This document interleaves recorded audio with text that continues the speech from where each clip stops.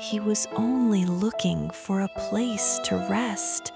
His body was tired, his legs were shaking.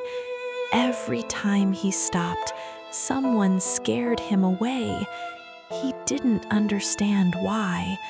So he walked again, even when he had nothing left. Then finally, one place didn't hurt him. He curled up, closed his eyes,